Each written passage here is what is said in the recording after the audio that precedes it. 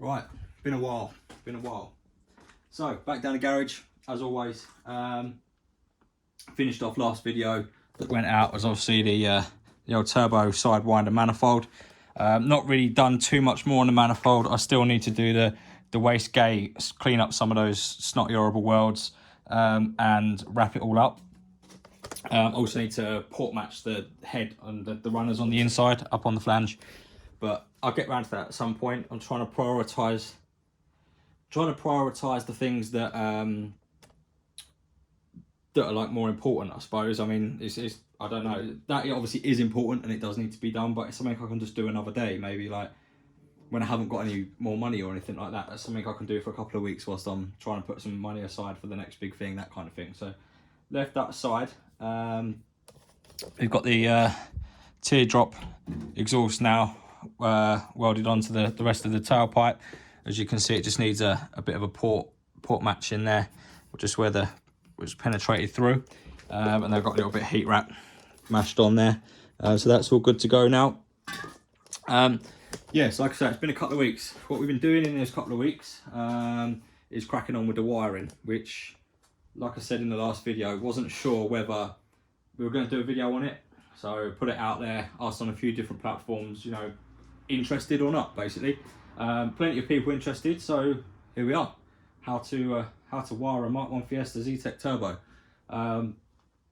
As you can see, it's if you watch the last video, this is actually a hell of a lot tidier than it was before. So we spent a couple of weeks cracking on with it. What I didn't want to do was do like a how-to video that went on for hours and hours and hours, and you'll get bored out your nut and you'd watch like 10 minutes of it and then, you know, you'd never watch the last 40 minutes of the video.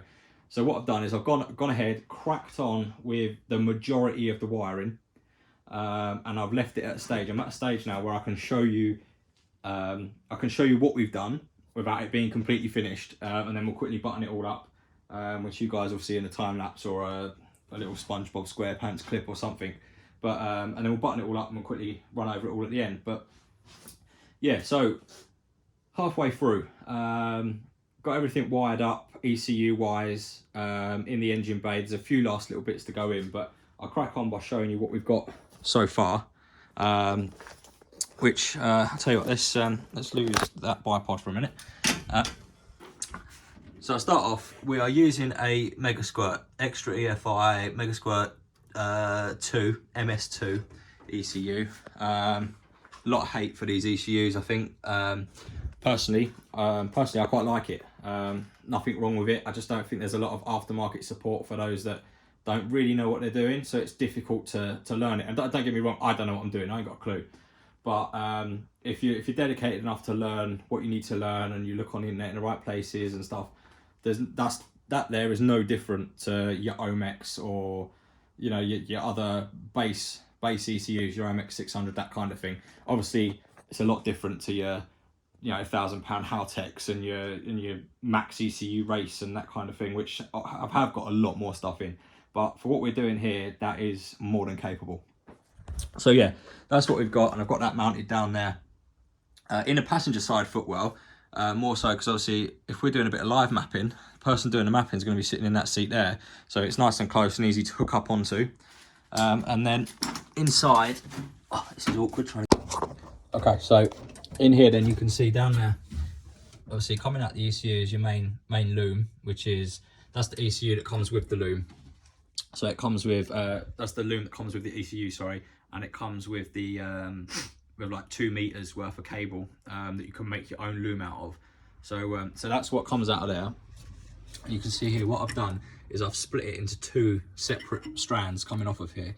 So you've got the thin strand here, which comes round, this goes into the back of the switch panel over here, and the back of the dash, which is all still a big mess at the moment, needs tidying up. But and that is basically like power to the ECU, grounds, the crossover stuff that goes to the dash, like the rev counter wiring, that kind of thing. And then this other loom here, slightly thicker one, is the engine loom. So this comes along here and goes underneath there. You see it just dives through the bulkhead there on one of the holes that was original. I think that was the hole for the clutch cable, actually, I think. But just reused that. So, and then that comes over to this side of the bulkhead, you can see it coming through there. That other red one there, that's my live going to the starter and the alternator. So that then comes across here and then up to this bit of mess here. This is the original plug off of the Zetec loom. Just reused it. I've just obviously cut and soldered and heat shrunk all of my fittings onto the end here. Ideally, if I was cutting this off my own loom, I would have cut like this much off of the original loom, but this I just had laying around and someone had already cut it quite short, so not ideal, but we went with it anyway.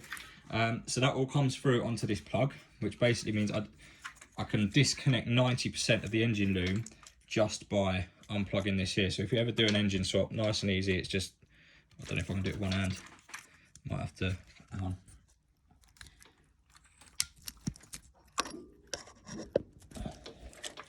There we go, right, hang on, 2 seconds. There we go, got it. So you see it's just all the pins in there. So that then disconnects my engine loom from everything that needs to be disconnected.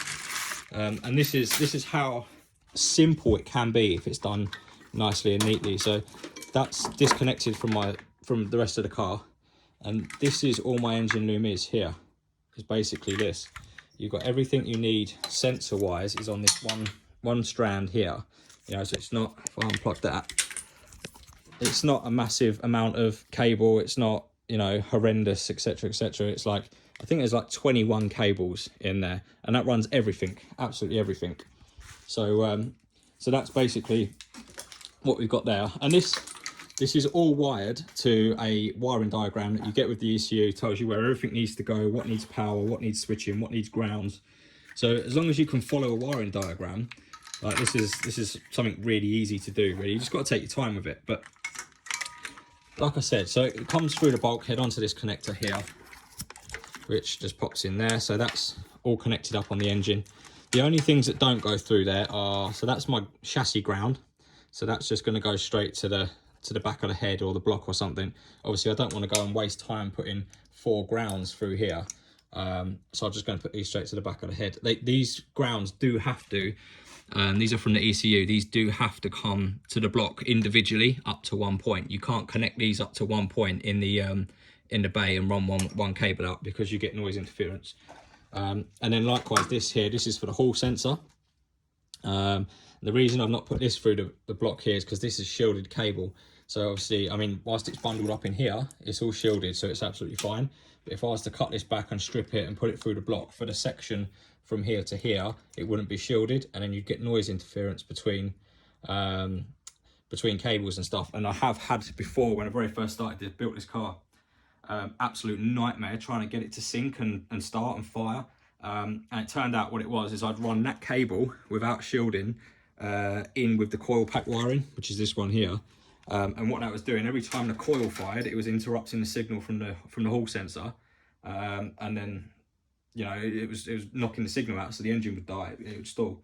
So I learned the hard way on that one, but definitely that's why I've left that one out, so that I can run it shielded all the way up, completely separate to the rest of the wiring.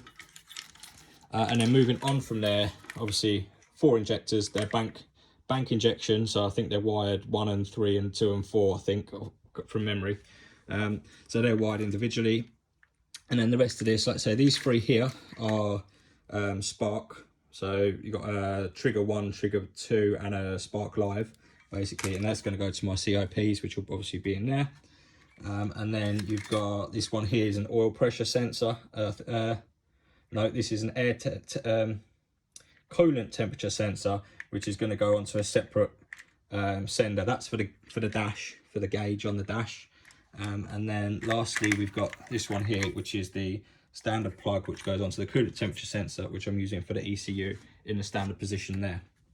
So that's the engine bay, pretty much all wired up. The only thing still to go through, obviously, is I've got to get this one round to the hall sensor, which is on the front of the block down here, and I've got to pull one more cable through for the fan. Oh, and the gearbox wiring, I've got to put the gearbox speed sender in as well. But that's it for the engine room. And like, I mean, it's a little bit messy now, but you can imagine once this is all tucked down, you're hardly going to have any cables at all in here. Like I've mentioned before, all of the auxiliary loom, headlights, loom, and everything is already in, so you know, it's nice and neat and tidy. So that is the engine loom, and like I say, all we've done is just put it in one cable at a time. Took our time with it and made sure we keep it all nice and neat, get the lengths all right before we cut and solder. And top tip, don't tidy up your ends until everything is fully tested, because otherwise what will happen, you'll tidy all this end up, get it all taped up or shrunk down nice, and then you'll forget something or something won't work, and then you have to cut it all out again, and then it turns into a mess. Then it doesn't look nice. So yeah, I've always leave stuff open and not sealed up until it's fully tested and wired and complete. So that's where we're at with the engine loom. The switch panel down here, you can see we've got, sit back in here. So we've got a little switch panel here, little eBay thingy, master ignition switch, starter motor switch, and then we've got individual switches for different things. So this triggers this is the live for the fuel pump relays, which is the high pressure pump and the low pressure pump. We've got the live here for the sparks. That's not on a relay, that's just running straight through the back of the switch because it's low enough amperage.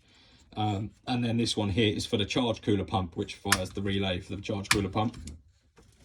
So those two switches here and here run down to this relay block, which is, as you can see, all wired up in the back there. Just about 4 relays on there, one for each fuel pump, one for the charge cooler pump, and the other one's going to be for the fan. Now the fan is directly controlled by the ECU, so there's no switch or anything for that. All I have done is put a here I've got a cooling fan warning light, so at least I know when the cooling fan's activated or not, so I know whether to give it the beans or maybe ease off a bit. And the rest of it is all through a cut-off switch, so obviously that everything's off. That absolutely everything goes off on that switch. That is a cheap Halfords one. I have actually got, which I got off of Dean the other week. Come around here, I'll show you. I actually got a proper FIA cut off with the pins on for the little resistor and everything that goes on there. So we'll be putting that in at some point, but for now I've just kind of left what was in there for ease of wiring. And then where were we? Let's not get away from ourselves. I'll climb back in here. Oh, comfortable as always. So yeah, so I've just shown you that panel there. You see the cooling fan light there. The other thing we've got is launch control, which is activated by the handbrake. But obviously we don't want to have, there'll be times when you don't want to have the launch control active whilst all the time whilst you're using the handbrake. For a burnout, in a burnout box, for example, you don't want to be holding that handbrake and have the launch control holding you back. So that goes through a little 1 amp switch here, which has got on the back of here, don't know if you guys will be able to see it or not. On the back of here, there's a little, it's right down there. There's a little 1 amp fuse holder, because that puts a live signal through the ECU. So it needs to be fused down to 1 amp to stop you blowing the ECU up if anything goes wrong. But yeah, so that's your launch active switch there, which just means you can turn the launch function on and off. And then once that's on as active, obviously the light will come on. And then down here, what we've got is a normally closed, normally open micro switch, which is mounted up on this little bracket I made. It's a bit MacGyver with the bolt and everything in there. I'll probably finesse it at some point. But essentially, when you pull the handbrake, the switch disengages. You can see there. So that's, excuse me. So that's launch is inactive. When you pull the handbrake, the switch comes away and launch is now active. And then when you let go of it, obviously it hits the switch, bounces a bit. I need to adjust this to take the slack out. But essentially, that's the micro switch that adjusts the launch control. So, oh, hang on, I covered you up. Right, so that's basically the excuse me, the control panel. The dash, I'll go over once we've got the power on. I'll go over this a bit more. But this is an Astra GTE 8-valve Digi Dash, which I mean I had it left over because I had a Vauxhall Corsa years ago, and I had it in that, and I really like it, and it's a great little dash. I love it. We've done an LED conversion in it. Any of you that know anything about these dashes will know that the little halogen bulbs in them are absolutely terrible. They last about 10 minutes before they break, and they're about 12-13 pound a bulb. So I just stripped the dash all the way back, cleaned it all out, and soldered some GU10 LEDs in, not your GU10, some little side light LEDs directly onto the board, and they work great. Again, I'll show you that once the power's on. And then alongside the dash, we've got a selection of little gauges. So for example, these are just cheap eBay jobbies. That's the water temperature gauge. And then I've got a oil temperature gauge somewhere here. That's up there. So that's my oil pressure gauge. There we go. That's my oil pressure gauge. Now there is obviously a temperature and a pressure gauge on here, but I had them laying around, so I thought I'd put them in just for extra. And then obviously our AEM lambda. That's the only thing that's not an eBay cheapie. That's a genuine AEM one, which obviously goes to there and then feeds back to the ECU. So that's where as you can see, it's a bit of a mess, but we are slowly getting there. You know, I'm trying to keep things cable tied up nicely, so once it's all terminated and stuff, it'll just be nice strands of like this braided stuff running everywhere, nice and neat and taped up and stuff. So that's where we're at with that. And like I say, let me just get out the car. Oh, actually, let me show you. I've got the battery mounted behind my seat here. Ignore the MacGyver clip for now because I blew the fuse and I haven't got another one. But that runs, this is my battery live, which runs all the way along here, P-clip to the chassis. That obviously then comes up the back of the console into here and then dives off out of there to the starter and to the alternator. So let me climb back out of the car. I think that's difficult now. You wait till I get the door bars in. That's going to be a hell of a thing getting in and out. So what I've started doing now is this is the rear loom for the car. So you've got the original loom in there and my new additions. So this is all going to go straight to the back of the car, around the back here. Obviously those of you who've seen it before know this is the fuel system for the car. Race tank, swirl pot. We've got low pressure lift pump, high pressure pump and a filter. So all of that wiring is going to come through the chassis all the way under here, tucked all around. Obviously it'll go to the lights, go to the fog light, which goes on there somewhere, which is actually on the floor. Goes to the reverse light. No, to this light, includes the stuff for the fuel sender, low pressure, high pressure pumps, that kind of thing, all those feeds. Now I pulled those out on purpose because it looked messy and it's running down the whole side of the car, so you're going to see it. So what I've got somewhere in this wonderful beautiful mess of mine, here it is. I've got some nice black overbraid, so we're going to coat all of that in overbraid. What I'm also going to do is I've got a few extra reels of cable, so I'm probably going to put 3 or 4 extra strands of cable in there, and just mark them up as spare, so that I know if I ever want to change something in the boot, that kind of thing, or I have a fault on one of the cables, that rather than pull it all out and replace it, there's another one already there. So that's what I'm going with on that one. And I'll just show you guys, while I'm wiring up, what I do is I've got a little dynamo label maker, and I label up, as soon as I put the cable in, I label it up with what it does. So obviously that's high pressure pump. That one there is marked as the lift pump, which is the low pressure pump, and the other one in there is the charge cooler pump. So, and that's just because I put the cables in one by one, and you don't know how long they're necessarily going to need to be at the other end of the car or inside the engine bay. You always leave them long, but if you put them all in and don't label any of them up, it's going to get confusing. So always one cable in, label it, another cable, label it, another cable, label it, and then that way you just know what's in there.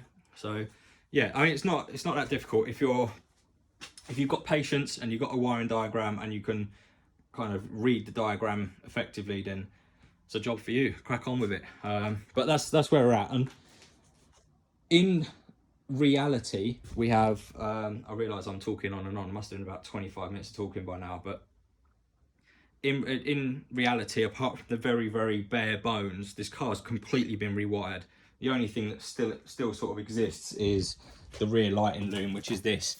But this, obviously this will all be stripped and re-terminated and stuff to make it good. But we've essentially completely rewired the entire car, which is how it needs to be when you're doing this kind of thing, especially with the dash conversion and bits and pieces as well. So, but that's where we're at. So right, I'm going to get on and put this overbraid on the cable, get it all boshed in. And once that's all boshed in and tidied up, I'll have a little check across. I'll get the battery charger on and we'll turn some power on, and I'll show you how the dash works, some of the switches and that kind of thing, and go from there. But I'm not going to drag this out too long. Not going to be a lot of action in it. It's going to be a lot of talking. It already is a lot of talking. But it's hard to make wiring videos interesting, I think, without it being, it's either going to be loads and loads of time lapse or loads and loads of boring talking and soldering and all that sort of stuff. So I think, I don't know, you either like it or you don't, but you know, I asked if you guys were interested in seeing it, so thought I'd show you it. So yeah, I'll crack this stuff on, insert SpongeBob time clip now, and I'll see you on the other side. A few moments later. Okay guys, right, not gonna lie to you, it's been about 4, maybe 5 weeks since I filmed the last clip that you've just seen. It's been a bit tedious, and we came down here to try and finish it the other week, and everything me and Dean tried to do just went wrong, and it was ridiculously frustrating. And the biggest issue we had was the indicators, which is a nightmare on these cars. I think a lot of people have had problems with the wiring the indicators and stuff up, but basically there's a big earthing problem. Anyway, we got that sorted and then just packed up for the evening and went home. So I've come back down here this evening, and we have now got majority of the wiring all finished. As you can see there, engine bay, majority of it's all sorted. Coil on plugs are all now in. Ignore the little bits of red tape. I ran out of the nice cloth tape that I was using for the loom. I ran out of that because I used it all behind the dashboard. So I just need to buy another reel of that, and then obviously that'll all be taped up nicely in that cloth tape. So that'll be nice and neat and not on show. And I'll cloth tape all these ends as well where these bits are on show. Injector bank, which you've already seen. Obviously I've now tucked all the loom nicely. That goes all down there like that. So the fuel rail will come off the top. All these new plugs, they're all now ends are all now terminated. So that's the TPS one. You got the one down there for the speed sensor, which I was actually struggling to find these, and it was Zach from Zoo Speed that gave me a shout, because he did the MTX 75 conversion on the Escort, and he was struggling to find them as well, and worked out that's actually an alternator plug. It's the same plug for the alternator as that, so that sorted that one out. The only one I've still got to sort out is the reverse light switch, which is obviously down there, and annoyingly I do need to rewire that, because it turns out, as we found out the other evening, I might have been a little bit silly and cut out the reverse light wiring from the original loom, and not thought to put it back in. So we actually haven't got any reverse light wiring up this end of the car now. Obviously the stuff going down to the car is all still there, but from here somewhere round, it's no longer there, because I got a little bit happy with the snippers, but that happens, you know, that's life. So yeah, we've now got engine bay all wired up. We'll come around here. Obviously you can see the last clip you saw, I was pulling the rear loom out. It's a bit dark, but that's all now in, tucked up to the lights and all working. You can see in here we've now got power to the gauges and the dash and everything like that. We've got the indicators are working now fine, and the hazards, which is always a winner. And then we've got the wiper motor just down there, so that works, which is always a winner. And then headlights, so we've got side light and headlights. Headlights are an LED conversion. I'm using the Mark 1 Golf crosshairs, which they're slightly bigger than the XR2 ones, so they do fill the hole a little bit, and you do have to modify all this. I've never mentioned that, but when we did the front panel videos, we modified this so that it accepted the bigger lamps. And then I'll just quickly show you, seeing this side's already out, so I'll show you this, but basically I've just got these LED headlights which go into the existing wiring there. You just have to reverse the terminals, otherwise your low beam is full beam and full beam is low beam. So you just reverse the terminals on the plug, bosh that in, and the side lights are just standard 501 CAN bus LEDs. So not sure whether they'll go through an MOT, because I know sometimes LEDs can be a bit funny with a beam pattern, but we'll give it a go and see. Worst case scenario, we'll just swap them around. So yeah, headlights are on, rear lights are all now working, and this is all set up and all going. Up here, I'll just turn that off in case the battery goes flat.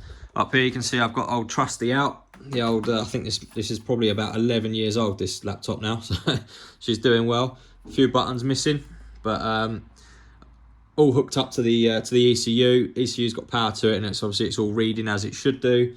For example, you see the RPM there. If my push button down here is all wired up as it should be. So if I just give the engine a quick crank, you'll see we pick up some RPM signal, so we know that the hall sensor is all good, which is wonderful.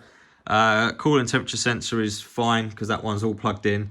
The air manifold temperature sensor is reading a bit funny because that's actually mounted in the side of the cooler there still, and not actually plugged into the ECU, so that's obviously going to read funny.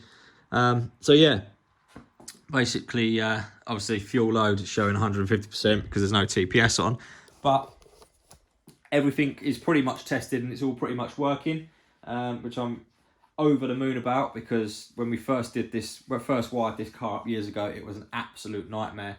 But I mean, in all fairness, back then I didn't have a clue what I'm doing. Still don't really have a clue what I'm doing now, but I just seem to be able to blag it a bit better, I think.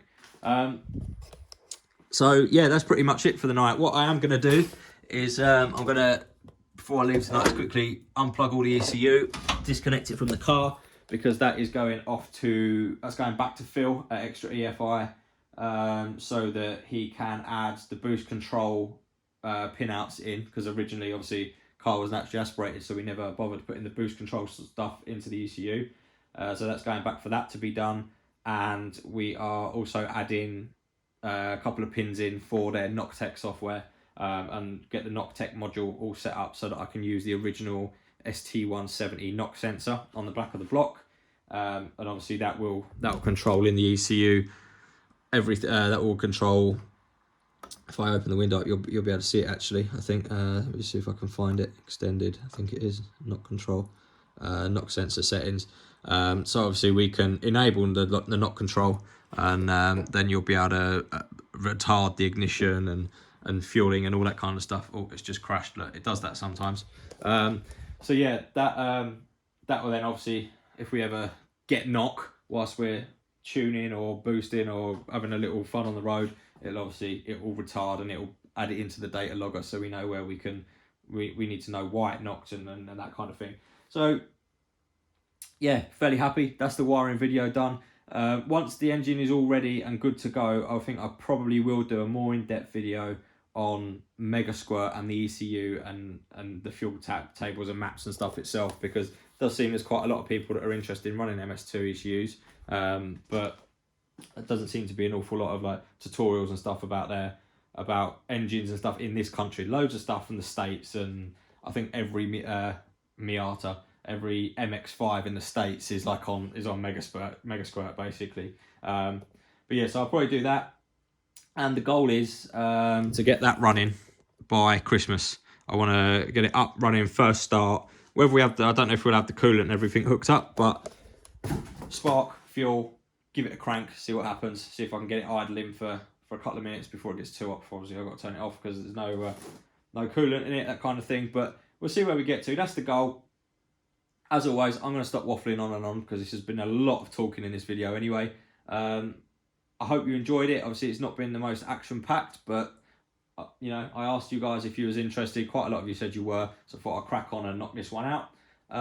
So yeah, that's it, and I guess I'll see you on the next one. So as always, thanks for watching. Like, comment, subscribe, share the channel around for me. I'd love to get to 600 subscribers before Christmas or the end of the year. That would be spot on. So I'd really appreciate it if you could send it some ways. But yeah, as always, on the next one. See ya.